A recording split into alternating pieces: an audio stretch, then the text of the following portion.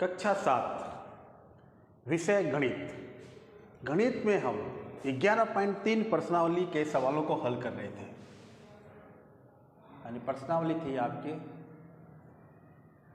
11.3। उसका जो सवाल है सॉरी, ये आकृति दे रखी है आपको। इसमें लिखा है कि अंत और बाह्य वृत्तों की परिधि ज्ञात कीजिए। यानी अंदर वाला जो वृत्त है वो अंतःवर्त और बाहर जो दे रखा है वो बाह्य वृत्त। तो आपको ये देखना है कि सबसे देखिए अंदर ये जो केंद्र बिंदु है इसको हम देते हैं नाम O। अब ये O जो है अंतःवर्त की परिधि पर जहाँ पर टच कर रहा है वहाँ हमने लिख दिया E। और ये जो बड़े वर्त की परिधि को स्पर्श कर रहा है यहाँ लिख दिया हमने B। तो वर्त के केंद्र से वर्त की परिधि तक खींची गई रेखा त्रिज्या कहलाती है। क्या कहलाती है? त्रिज्या कहलाती है। तो ये वर्त जो आपको दे रखा है ये उस वर्त के अंदर केंद्र बिंदु O से B तक जो ये दूरी है ये पूरी है 19 सेंटीमीटर। कितनी है? 19 सेंटीमीटर। और दोनों वर्तों के बीच की जो दूरी है वो आपको दे रखी है 10 मीटर। कितनी दे रखी है? 10 मीटर। तो वर्त की परिधि हो चाहे त्रिज्या हो, इसको निकालने के वर्त की परिधि और क्षेत्रफल इसको ज्ञात करने के लिए हमें त्रिज्या की आवश्यकता होती है। तो बड़े वर्त की तो त्रिज्या आपको दे रखी है 19 सेंटीमीटर। तो पहले हम इस बड़े वर्त की त्रिज्या के द्वारा वर्त की परिधि ज्ञात करते हैं।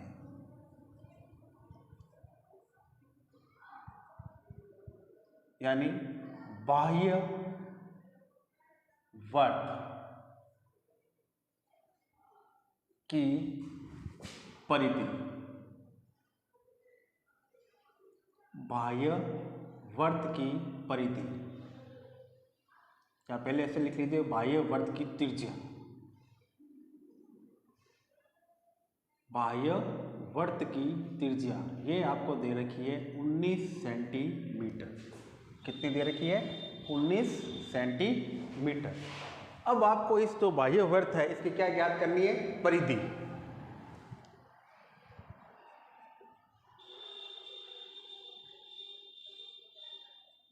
बाह्य वर्त की परिधि, और परिधि का सूत्र होता है 2 पाई r। 2 पाई r। तो 2 तो हो गया हमारे सूत्र का। पाई की वैल्यू आपको दे रखी है 3.14। ये आपके सवाल में पीछे लिखी हुई है। और r है हमारे पास 19 सेंटीमीटर। अब हम तीनों की आपस में क्या करेंगे? गुणा। तो देखिए 3.14 को पहले 2 से करेंगे। 2 चौके 8, 2 एकम 2, दशमलव अपने स्थान पे, 2 तिया 6, यानी 6.28। अब इसको किससे गुणा करेंगे? 19 से। तो 19, 9 8 72, 7 हासिल, 9 दूनी 18, 18 में 7 जोड़ना है। 19 20 21 22 23 24 25, 25 का 5 हासिल रह गई 2। 9 को 6 से करेंगे, 9 6 54, 54 में 2 जोड़िए 55 56। फिर इंटू 1 को संख्या से गुणा करेंगे तो वापस वही संख्या आएगी 8 2 6।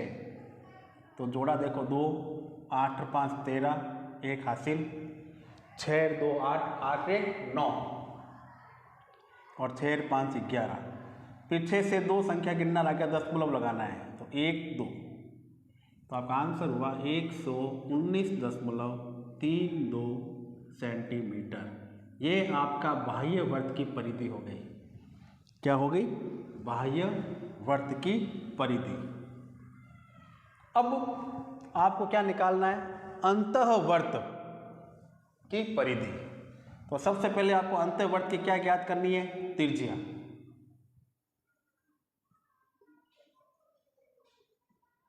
अंतःवर्त की त्रिज्या।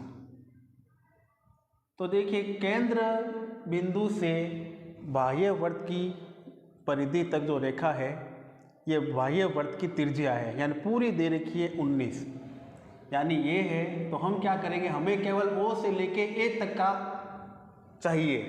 तो आपको पता है कि इसके दोनों के बीच की दूरी कितनी दे रखी है, 10 मीटर दे रखी है। तो हम क्या करेंगे, 19 में से 10 को क्या कर देंगे, घटा देंगे।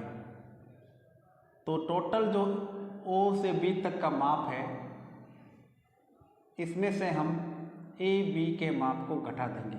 क्यों? क्योंकि दोनों की दूरी कितनी दे रखी है, 10 सेंटीमीटर। तो A से लेके 20 तक की दूरी भी कितनी हो जाएगी फिर, 10 सेंटीमीटर। तो OB 19, AB 10 सेंटीमीटर और घटाया तो कितना बचेगा, 19 में से 10 घटाएंगे तो बचा 9। तो ये वर्त बाह्य अंतःवर्त की त्रिज्या है वो कितनी निकली, 9 सेंटीमीटर। अब आपको परिधि का फार्मूला लगाना है और इसका आंसर निकालना है।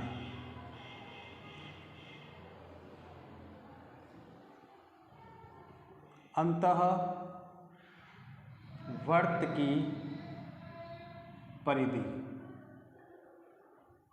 अंतःवर्त की परिधि, तो सूत्र वही 2 पाई r।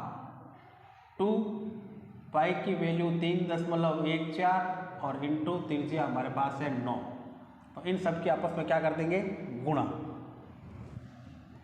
तो 3.14 को 2 से, 2 चौके 8, 2 एकम 2, 2 तिया 6। इसको फिर हम 9 से गुणा करेंगे, 9 8 72, 7 बच गए। 9 दूनी 18, 18 में कितने जोड़ने हैं, 7, 9 10 19 20 21 22 23 24 25, 2 बच गए। फिर 9 को 6 से करेंगे, 9 छंग 54, 54 में 2 जोड़ेंगे 55 56 और 2 संख्या से पहले दशमलव पीछे से।